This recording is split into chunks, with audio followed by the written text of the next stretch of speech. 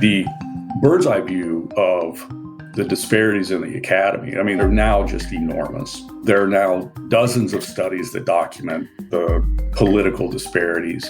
For example, recent studies that show that there are essentially no Republicans in many social science programs, and that's quite remarkable. Professor John Wright. Today, we look at why some academic fields have political disparities among professors that are somewhere between 40 and 100 to 1, liberals to conservatives. But other fields have no disparity at all. I'm Zach Rausch. This is Heterodox Out Loud. How do we explain the enormous political asymmetries that exist in higher education? Are they the result of discrimination? Self-selection? Are liberals just simply smarter than conservatives? On today's show, we hear from John Wright, professor of criminology at the University of Cincinnati. He explains that the political disparities that exist in higher education can be understood if we dive into the research on the development of criminal gangs. Before we chat, let's listen to John's blog post that he wrote in 2019 on our website. It's called Political Disparities in the Academy. It's More Than Self-Selection. Read by Richard Davies. American university professors are overwhelmingly politically liberal. Nowhere is this better demonstrated than by Mitchell Langbert's 2018 study of faculty political party preferences at elite liberal arts colleges. In short, Langbert found that Republicans are virtually absent in many academic disciplines and are entirely absent in some universities. The dearth of non-liberal faculty is particularly acute in the humanities and the social sciences, where disciplines such as sociology and anthropology enjoy liberal to conservative ratios of between 40 and 100 to 1. Conservatives, it seems, are either no longer attracted to academic careers, as many liberals argue, or they are deterred from entering and discriminated against if found out, as many conservatives argue. But who's right, and are these explanations sufficient? The limits of self-selection. Let's consider two of the dominant explanations for these disparities. The first is referred to as the self-selection hypothesis. Self-selection is the process whereby individuals with similar characteristics, personality traits, behavioral orientations, and viewpoints choose to associate with similar others. We see self-selection in many realms of life, and research does suggest that liberals are more likely to attend graduate school overall and to select specific disciplines. By contrast, such large disparities can also be produced by discrimination or by a hostile work environment. The discrimination hypothesis posits that liberal faculty are more likely to engage in a broad range of behaviors that isolate and alienate conservative students and faculty, on the one hand, or that unfairly restrict the ability of conservatives to be hired or promoted, on the other. To date, studies have documented a willingness of some liberal faculty to discriminate against non-leftist faculty in hiring, promotion, publication, and in the receipt of grants. Moreover, conservative faculty report hiding their political orientation out of fear of reprisal. That said, it is the self-selection argument that is most often invoked by scholars to explain these disparities. So it is the self-selection argument that we need to focus on. Consider, for example, how statistically improbable it is for a large academic discipline to recruit, train, credential, hire, tenure, and promote only individuals from the left side of the political spectrum. For disciplines to reach liberal to conservative ratios of 40 to 100 to 1, and to maintain these disparities for decades is astonishing. Statistical probabilities aside, self-selection involves more than choice. Take selection into criminal gangs. I'm a criminologist after all. Some individuals are attracted to the criminal lifestyle, a lifestyle they see as consistent with their attitudes and behaviors and where they can find identity, rewards, and reputation. In short, their choice to belong to a gang is informed by the attractors embedded in the lifestyle. One of the key attractors to joining a criminal gang are relationships with others already in the gang. In this sense, self-selection reflects a response to attractors, enticements, and incentives that are typically embedded in relations with similar others. Once individuals elect to join an organization, they often alter their behaviors, attitudes, and values to better align with the ethos of the group. When individuals join gangs, their criminal behavior often increases in frequency and seriousness as they compete to demonstrate loyalty and symmetry with the gang. It's worth noting, too, that selection is a two-way street. Criminal gangs evaluate potential members for fit and conduct initiations to test that fit. Organizations and academic disciplines do the same. Far from being the product of autonomous choices made by rational actors, as it is often presented by various scholars, self-selection is a multifaceted and dynamic process involving choices by individuals and a group and a mutually perceived alignment of attitudes and beliefs. Hence, it is likely erroneous to frame self-selection and discrimination as competing hypotheses. These processes can easily complement one another in practice. My co-authors, Ryan Motz and Timothy Nixon, and I sought a deeper understanding of these dynamics.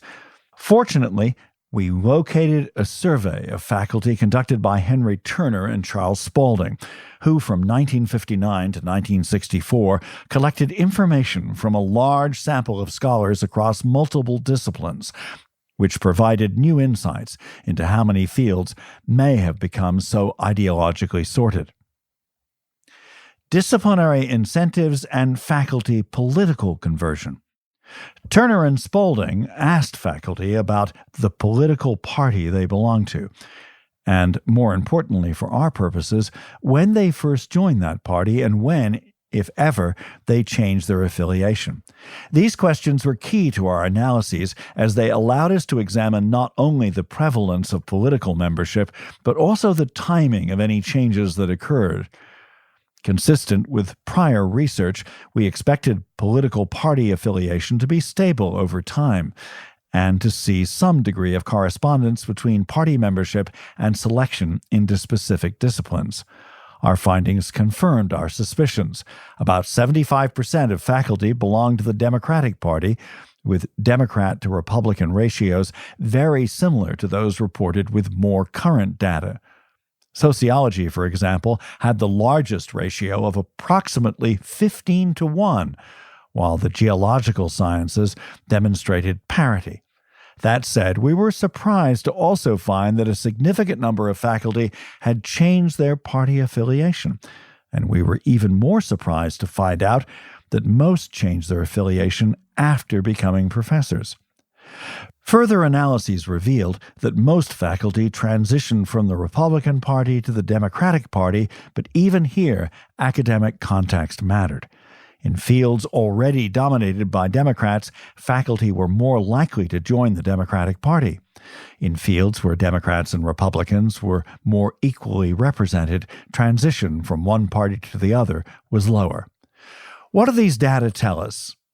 Keeping in mind the data are relatively old, they tell us that selection based on political party matters in some fields more than others, and that faculty seem to change their political party preference to mirror that of the discipline they work in. In disciplines dominated by Democrats, such as sociology and law, there may be strong incentives for individual faculty to align themselves with the political preferences of their field. Similar to our example with gang members, where new gang members align their values and behaviors to better conform to the group, the same processes may be at play with faculty. So yes, one of the reasons for the dramatic political disparities in the professorate is because liberals are more likely to enter certain academic fields. However, this conclusion is slightly misleading. because it ignores the social dynamics in those fields that incentivize liberals to join them. This is worth considering in more detail because attractors entice certain people but also repel others. Most people, for example, are appalled by the criminal lifestyle and would never, under normal conditions, choose to belong to a criminal gang.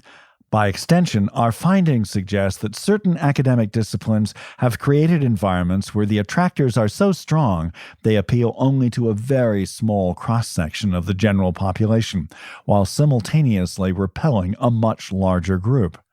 Opening space for intellectual diversity. One question left unaddressed is why some academic fields are dominated by the political left, but others are not. Economics and many of the hard sciences have traditionally enjoyed political disparities around 3-1, with some fields in the hard sciences showing almost parity. These fields have also effectively avoided the hyper-politicization found in the humanities and the social sciences, perhaps by creating and retaining incentives that reward scholarly merit and research objectivity, and by disincentivizing crass partisan politics and political activism. Politicization effectively crowds out these traditional scholarly priorities by altering incentive structures. What, then, can Heterodox Academy do to better facilitate intellectual diversity and academic tolerance within the Academy?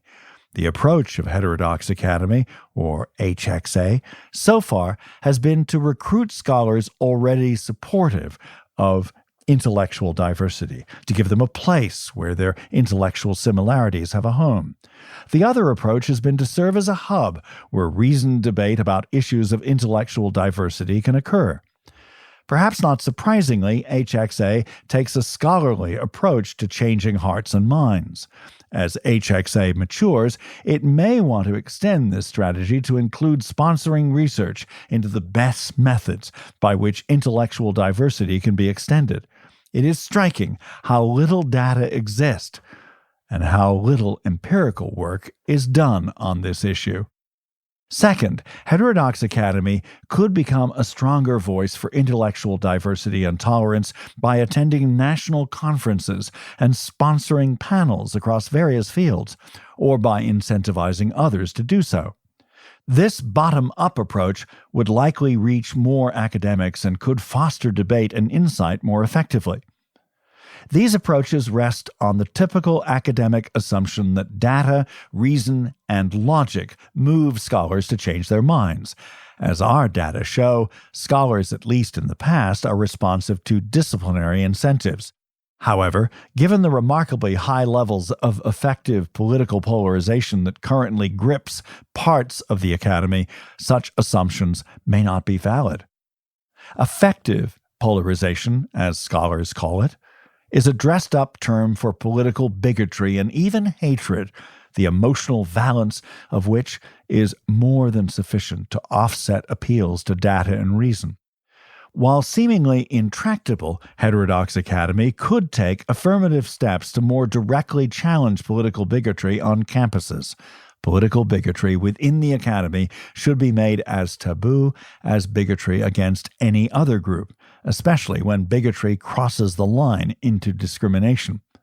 As HXA continues its jaunt towards greater legitimacy within the academy, it will eventually have to confront the incentives that draw such a small proportion of the American population into the academy, convert many others into one political party, and, more importantly, repel legions of others. Higher education relies on social legitimacy, yet data now show that legitimacy is beginning to bend. A growing number of citizens are doubting the value of a college education, while many others view universities as a source of social instability. Heterodox Academy can play an important role in de-escalating the tribal impulses of the moral community of the professorate by using reason and data, but also by carrying a big stick. Richard Davies reading John Wright's blog post, Political Disparities in the Academy. It's more than self-selection. Now, my discussion with John. John, thank you so much for coming on to Heterodox Out Loud. That's my pleasure. Thank you for the invitation. You're a criminologist. So first thing, can you introduce yourself, a little bit about your background, and then how did you as a criminologist come to be interested in viewpoint diversity and heterodoxy?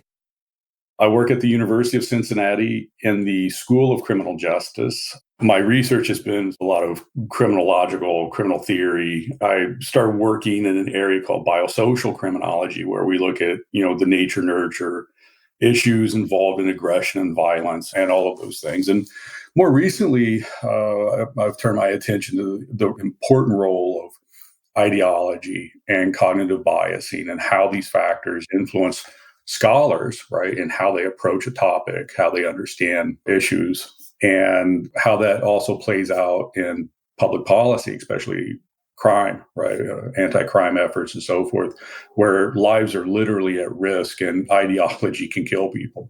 What drove you to write this blog post, and why do you care about, you kind of touched on it, but why do you care about this issue?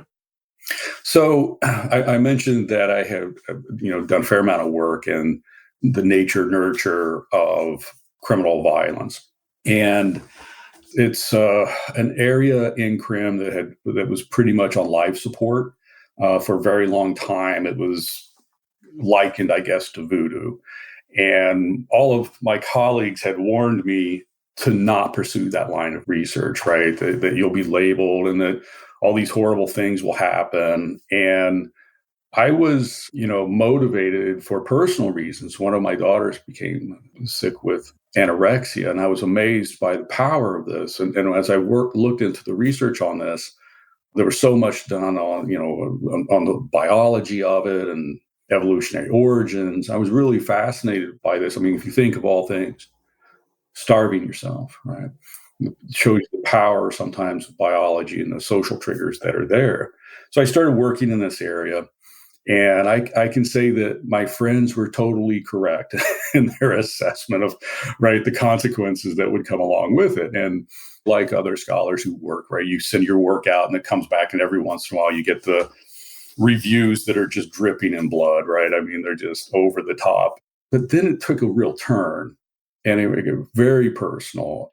It was a substantive impact on my life, well beyond it. To me, this was just an area of scholarship, area of curiosity.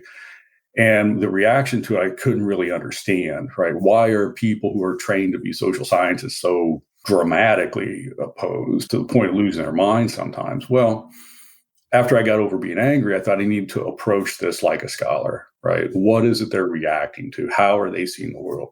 And this turned me on to how they've essentially been trained, right? In the institution or the institutionalization of a certain type of training and viewpoints. And then I read John Haidt's book, Religion and Politics by Good People, and it really provided me the frame to understand, like, this is a worldview that this stuff conflicts with. So what kind of reactions were you getting for the kind of research you were doing?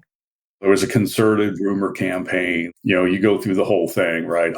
Being ostracized, being attacked. I've had any numbers of encounters with people that were just over the top. And all of a sudden your reputation doesn't reflect who you are in the slightest, but that has real consequences for you as a human being and your ability to do work as a scholar. So kind of shifting over to your blog post, can you give us a bird's eye view in terms of what are the disparities politically in higher ed now? The bird's eye view of the disparities in the academy, I mean, they're now just enormous. There are now dozens of studies that document the political disparities. For example, recent studies that show that there are essentially no Republicans in many social science programs. And that's quite remarkable if you think about what that would take to get to that point. Sociology is estimated to be somewhere between 44 to 100 to 1. right? Liberal to conservative. I estimated about 12,000 members of the American Sociological Association. No more than 600 would be moderate to conservative, and most of those don't work in higher education. But it's not only that. More research is now showing that the administration, which most of the administration is drawn from ranks of faculty, those same disparities exist. And that also, when you look at the people who work at universities, who are part of the bureaucratic staff, who have face-to-face contact with students and so forth, very liberal. And it's important to note that in the research also tells us that we're not just talking about run-of-the-mill liberal, right? We're talking about people that are more liberal than liberals in the general population. Is there a reverse trend in any academic disciplines where you see the more conservatives to liberals? I think at best you might see parity. So, for example, the lowest disparity level is right now in the social sciences is in economics, and it's about 3-1. As you move into business, medicine, engineering, those types of fields, you see 1-1, close to 1-1. In the blog post, I think you really put together like a fascinating explanation for how kind of the polarization of the fields continues to perpetuate itself. But one thing that I didn't quite get, why did it start in the first place? That's an excellent question. And as academics, we're narrowly trained in that one thing that we do, right? So we study the various things about crime. So we're ignorant about the history of the institution of higher education, and we're sort of ignorant about the history in our field. So I was curious about, okay, when did this start? How did this happen? And I found a wonderful book that I don't think 5 people have read, called Advocacy and Objectivity by Mary O. Ferner.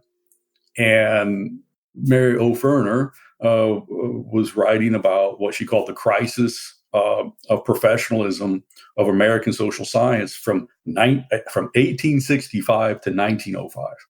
She goes through sort of the development of the social sciences in higher education, the sort of the political fights.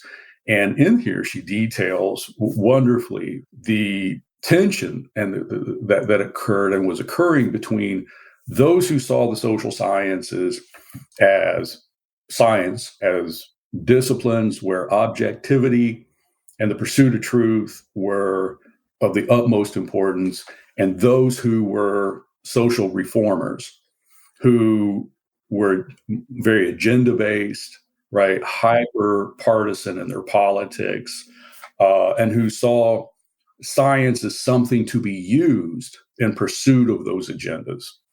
And this was at the start of sociology. This was at the start of many of the social sciences. So this tension has been with us for, literally from the beginning. Part of the hyper-politicization that we see today is clearly reflected in within universities. If you look at sociology, and sociology by all accounts is often hyper-partisan, the political disparities are tremendous.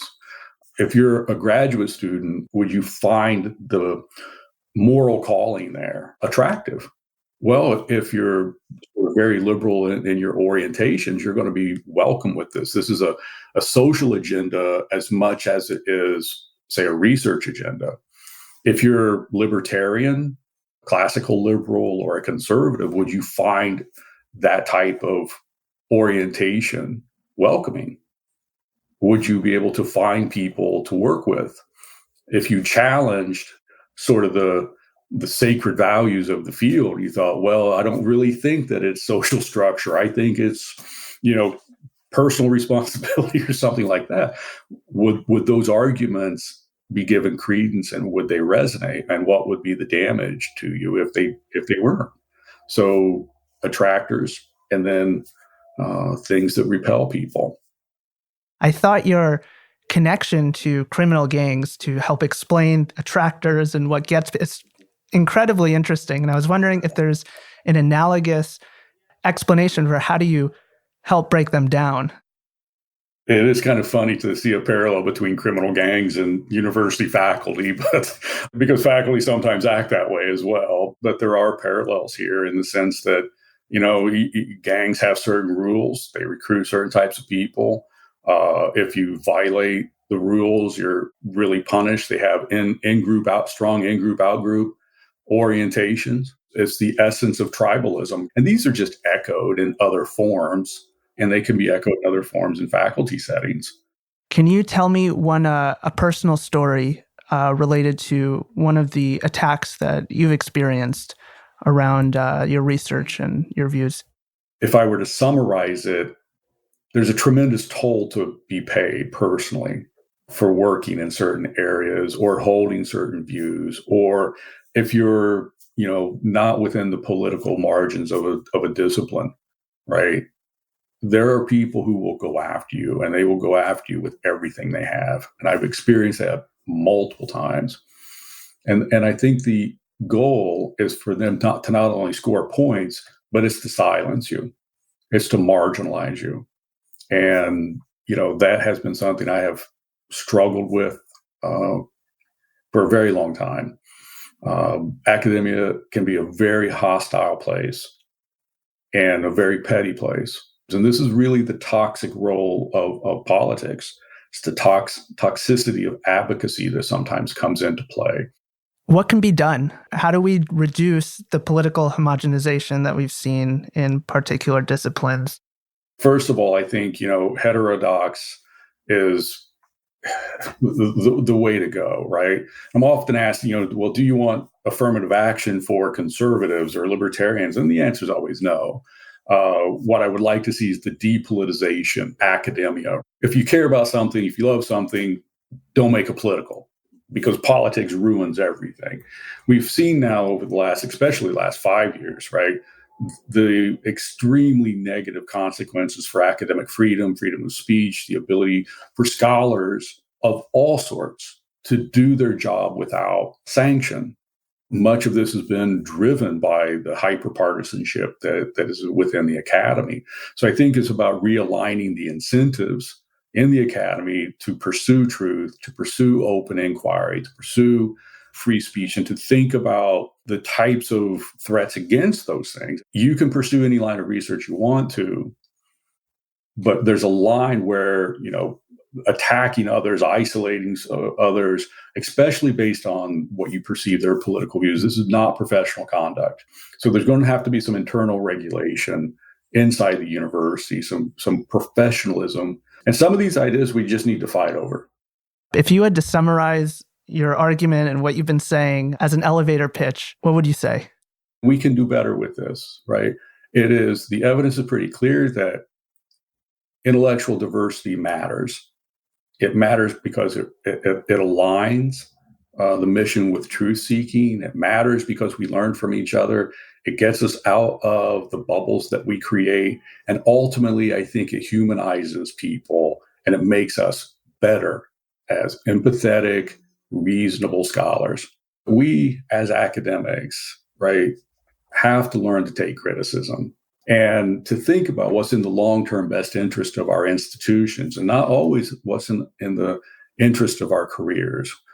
If we care about the pursuit of truth and we care about the institution of higher education and learning, then let's sit down and talk together. Let's put that on the table. Let's find the commonalities that we have so that we can do our jobs better. Break down these political, ideological fences and work collaboratively. We should welcome people into the academy who are interested in pursuing research and in teaching, independent of what political views they may have. John Wright on Heterodox Out Loud. If you enjoyed this episode, subscribe and listen to more thought-provoking takes from our blog authors. Thanks to Davies Content for producing this show, to Kara Boyer on our communications team, and as always, thank you for listening. I'm Zach Rausch. Until next time.